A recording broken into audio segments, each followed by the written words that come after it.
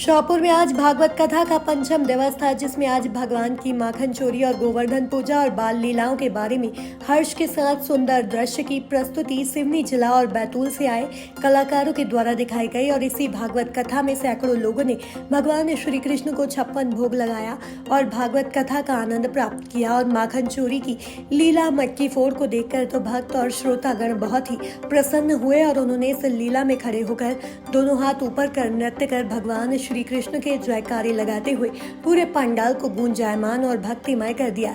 इसी अवसर पर पंडित अखिलेश परसाई व्यास कथावाचक ने बताया कि कल षष्ठम दिवस है। कलकत्ता में भगवान श्री कृष्ण और राधा जी की फूलों की होली की लीला प्रस्तुत की जाएगी और आप सभी भागवत कथा के सप्ताह के आखिरी 2 दिनों का आनंद भक्ति में भाव से अवश्य उठाएं। और उन्होंने बताया कि आज की कथा का सार जीव मात्र का मुख्य कर्म है। आप हमेशा अच्छे कर्म करते रहिए और अच्छे फल प्राप्त करते रहिए। एक मनुष्य का जीवन ही उसके कर्मों पर आधारित होता है।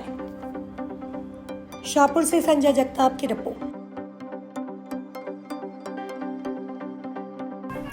जी बिल्कुल, आज हमारे साप्ताहिक कथा ज्ञान यज्ञ के पंचम दिवस के प्रसंग में हमने व्यासपीठ के माध्यम से श्रवण किया कि आज भगवान की बाल लीलाओं का दर्शन हुआ। भगवान ने जिन राक्षसों को मारा, कहा भगवान ने मारा नहीं, उन्हें तारा है। भगवान का मारना भी तारना होता है।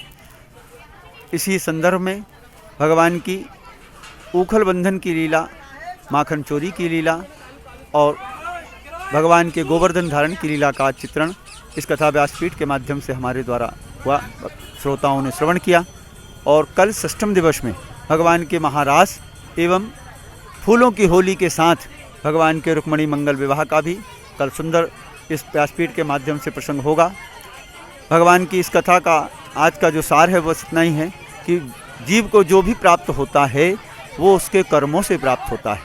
इंद्र को जो घमंड था कि यदि मैं वर्षा ना करूं तो शायद भूमि से गोप ग्वालों को ये सुख, ये अन्न प्राप्त नहीं होगा। भगवान ने उसी इंद्र के घमंड को तोड़ते हुए और गिरिराज की पूजा के लिए समस्त गोप ग्वालों को निर्देश किया और ये बताया कि मनुष्य यदि कर्म करेगा तो ही उसे फल मिलेगा।